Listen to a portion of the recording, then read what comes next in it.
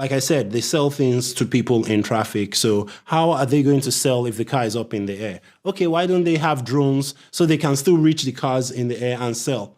So all those things are taken from real life Lagos and just exaggerated. Iwájú is absolutely amazing. I love this series. I mean, it's a sci-fi series set in Lagos, Nigeria, that is also kind of like a crime story. And I think that there's a universal theme that every family can enjoy together. It really shines a light on African culture in a dynamic way, and it brings that Disney magic. The first question I have for you guys is that, it's interesting because I see a lot of myself in you guys. There's this rebellious nature about me that I feel like when you guys wanted to take on Disney and outshine them in Africa, I was all on board with it. But how did this union between Kigali Studios and Disney kind of come about? The collaboration started, as you mentioned, Hamid called out Disney, and then shortly afterwards they reached out to us, and after several months of dialogue, it became clear that there was a lot of synergy. So even though the original intention was to, kick their butts, we realized that Disney Animation as a company really believe in the power of storytelling and believe in empowering storytellers, and they wanted to give us that same opportunity. And so once we felt that they were genuine and authentic in this spirit of empowering storytellers, it was a no-brainer to collaborate with them on this series. And so they invited us to pitch a few ideas. Iwájú seemed to make the most sense, and the rest was history. Just to add on that a little bit, from the time of the call out, there was a certain way I saw Disney. And then when you meet the actual Disney and you see what they were planning to do and how much similarities were there, obviously I had to be like, I had to be a professional and look at what's best for the stories you want to tell, in that if there's this much synergy, there's no sense of, because I say this, oh my God, people are going to be like, I sold out, end up working with them.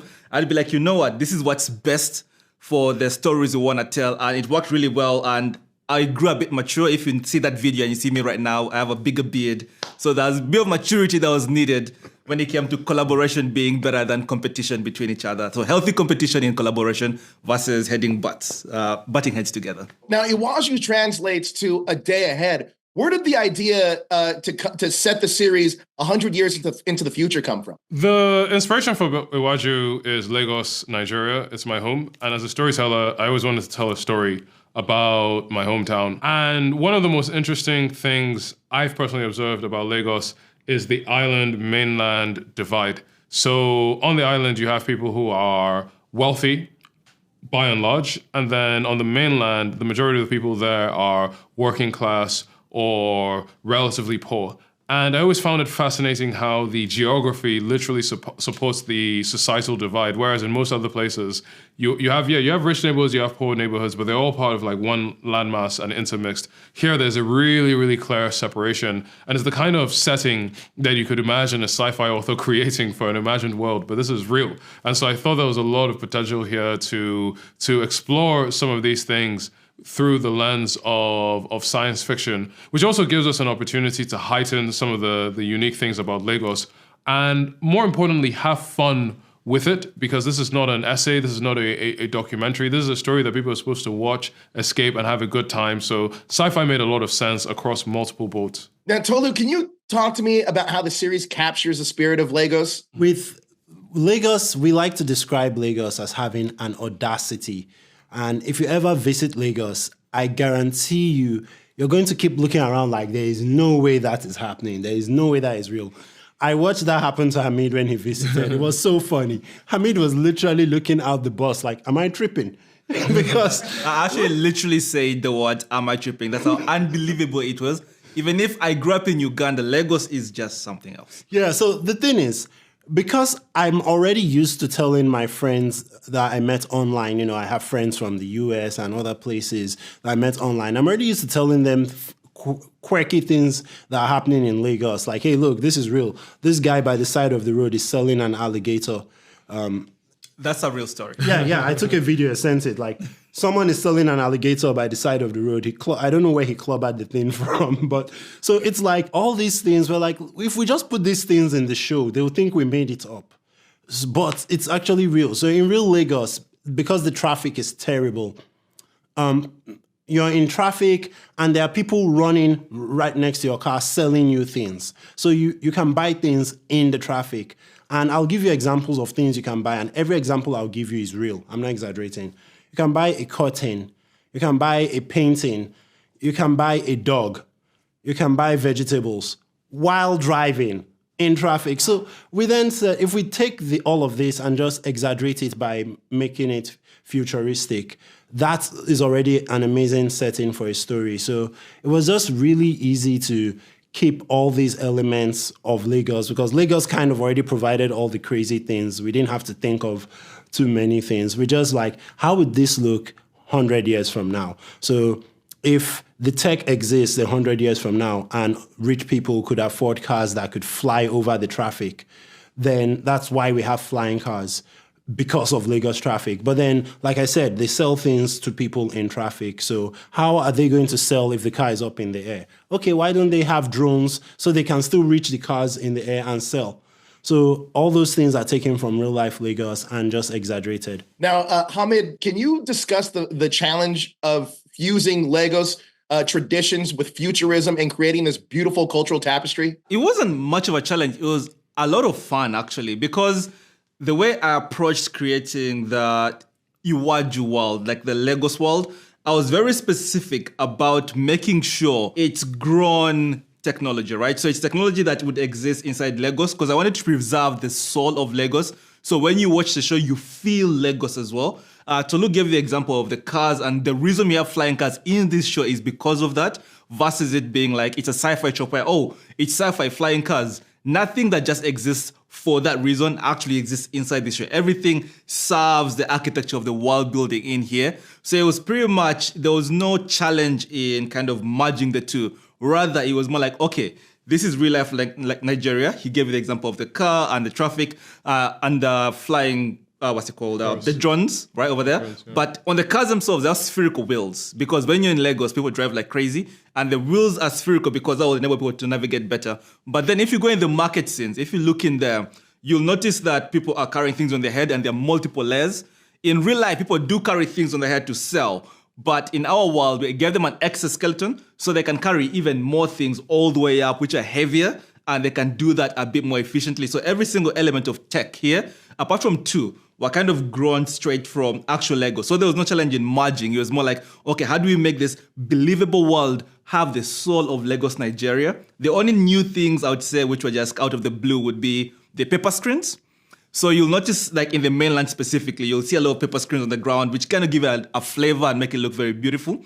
I created that because I wanted us to have something that was very, very new, which would only be in Iwájú. And that's something that's only in Iwájú in terms of a futuristic setting, because a lot of things have been played around. People have seen the kind of laser blasting guns and everything like that. I wanted something that would be like, okay, oh, paper screens, oh, like Iwájú, and they're cheap, everybody uses it everywhere. And if you have a keen eye, this is an example I'll give you in terms of growing the world. When Kole is with the mom, you can see the way they lit the room. There's actually a bag and it's filled with paper screens and a bottle filled with paper screens because the paper screens are cheaper than paraffin and light. So that's evolved into kind of fitting into this wall. So they just collected the paper screens, boiled them up when they still had power inside them, and they put them inside a bag and just hung them up. And that's absolutely unique. You'll not see it anywhere in any sci-fi world. Now, Ziki, can you talk to me? Let's talk about our main characters for a second, because I love the relationship that we see from Tola and her father, Tunde, and how we kind of see that evolve throughout the course of the series. Can you talk to me about their dynamic through the series and how we see it kind of grow? And also Tunde's connection, his journey into connecting with his past. Can you talk about that as well? The relationship between Tola and Tunde, I think, is a relationship that the vast majority of Nigerians from my generation and probably younger can identify with, because oftentimes Nigerian parents can be strict, they can be very hard on their children. We know it ultimately comes from a place of love, and I think that also shows in Tunde's character, but it creates this sense that you constantly have to prove yourself. And that's one of the primary emotional drivers of Tola's actions. And also, I think because of the culture, there's also like a distance between like parents and child. At least I find here in the West, parent and child can be a lot more chummy, so to speak, than you tend to find in Nigeria. So I think that also that chasm is something Tola wants to breach in terms of also knowing about her father's past.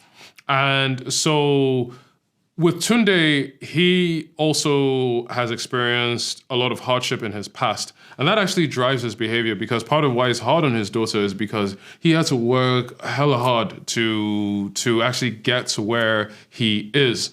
And so he thinks that's the only way to continue to maintain his prosperity. And so he's trying to impart that world view onto Tola. But in doing so, he's sort of completely lost touch with where he's come from. And so I think as they both journey together, Tola helps to remind Tunde that, yes, of course, it's okay to work hard, but that's not the only thing that's important in life. Family and relationships are important, and having empathy for others is also important. And I think similarly as well, Tola also learns that, you know, her father does come from a good place in the sense that he loves her, and responsibility is important because she is irresponsible, and that's part of what drives her into trouble.